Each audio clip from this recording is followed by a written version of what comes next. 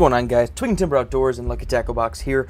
I want to show you guys one of my favorite both streamer patterns, and I'm going to modify it to catch some nice bass. Now, this is called the Slump Buster, but I'm going to give you guys a version I use when I'm fishing lakes and maybe some estuaries for bass on the fly.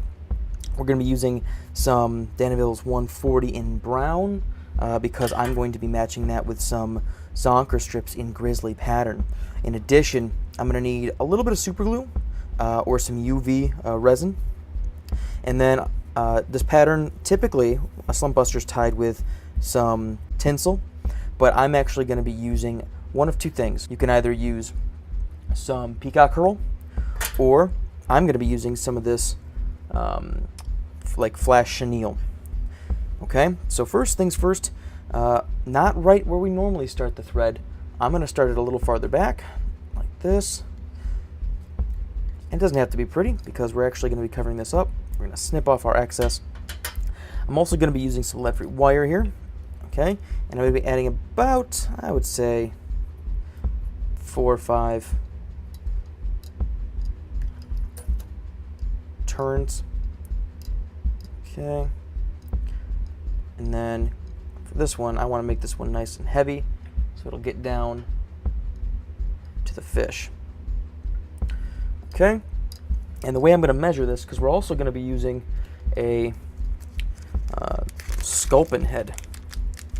So I like to measure it to where my sculpin head, which we're going to be inverting when in here, there's enough space for me to get my tie down in as well.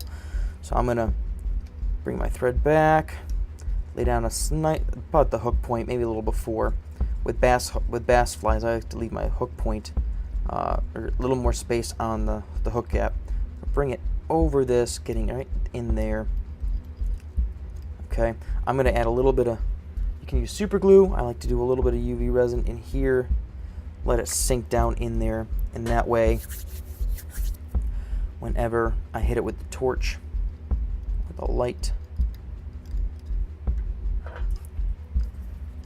these aren't going to move on us at all. I'm just hitting it with a light, a UV light here. You don't necessarily need this, okay? I just like to make sure it doesn't move on me, and also, you know, if you use super glue, it'll just be just the same. I just have the UV on me. So, okay, first things first, I'm going to now tie in our chenille here, if I can find the start of it. There we go. Reason covering the thread is important, kind of, is because when we invert the fly, the back part of the zonker body, or the back part of the fly, is going to be exposed on top. So I'm going to bring it to about, let's see, the hook point, okay? Because and then I'm going to throw 1 or 2 wraps of this here right off the bat, because we're going to tie in our zonker here. Let's see, which is the main body of the fly. 1, go 2. We're going to let this hang down for a second here, because we're going to take our zonker strip. Okay. I like to measure the length of the fly, tail included. Okay. Pull out any furry fibers from the last use. Transfer it backwards. And here's a little trick for you. Before you tie in, take a bodkin and run your bodkin into the zonker strip. Pull out any trapped fibers from your fingers. Okay. We're going to loose wrap. Second wrap. We're going to make sure that the zonker strip sits right on top. I'm sorry this is hard to see. Try and make sure your fibers aren't too trapped underneath. If they are on this fly, it's really not a big deal. I'm going to draw down. A lot of loose parts here. All right.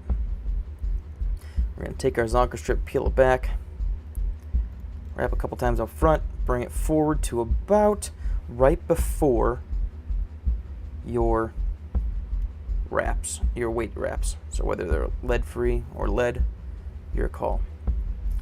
Now I'm going to take my chenille and I'm going to wrap an underbody forward.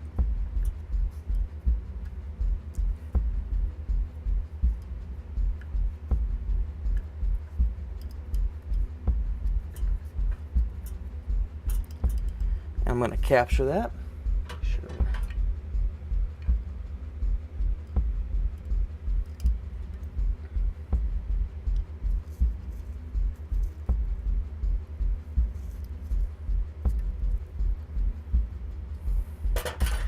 Snip our excess off. Alright. So now, we're going to take our zonker strip, we're going to peel it back forward again. We're going to repeat that same process from a second ago. Again, I like to take my bodkin in, lift any excess fibers, take our thread, loose wrap, another wrap, make sure we're dead nuts on top, and draw it down. Okay, pull our zonker strip back, work our thread up to about where we would normally start a thread. I have to throw a little half hitch in.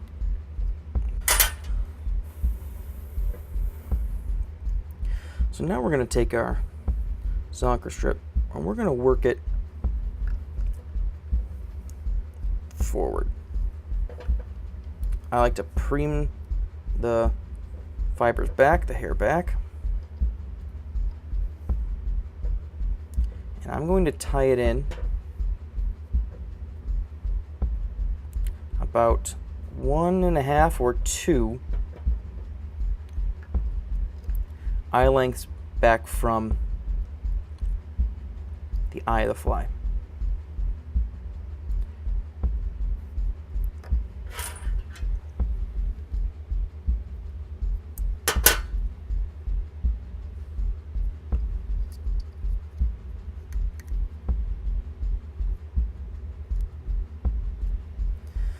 Now this distance is important because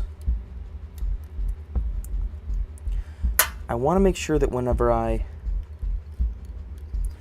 throw wraps on here, in fact I can probably snip off the extra I see right here. Reason being,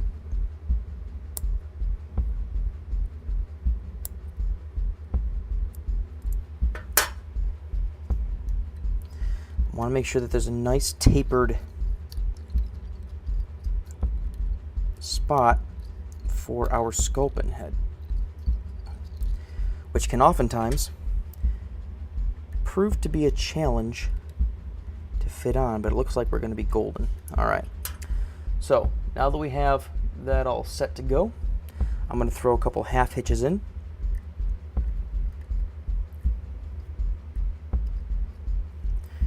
Snip our thread excess off.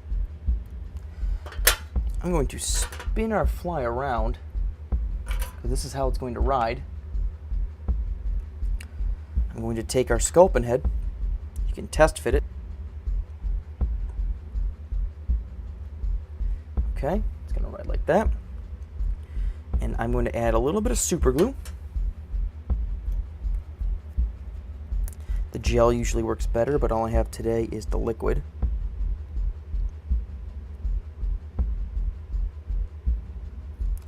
Make sure that it's not going to run all over, but it saturates enough. Throw my sculpin head on, nice and snugly. And then I do also like to take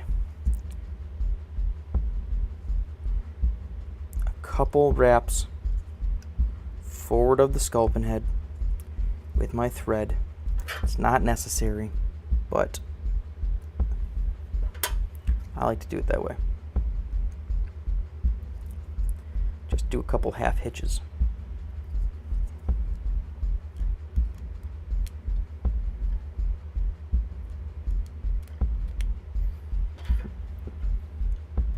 and then I'll throw a little UV resin and cure that. After I add my eyes, that fly is complete. It'll imitate crawfish, it'll imitate baitfish, sculpin, you name it.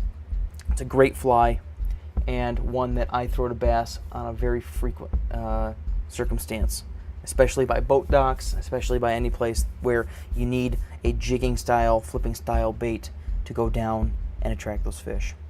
Hopefully you guys liked the video. If you did, give it a thumbs up, subscribe to the channel, check out the other videos in the playlist, and until next time guys, catch you guys on the flip side. Tight lines, and we're out.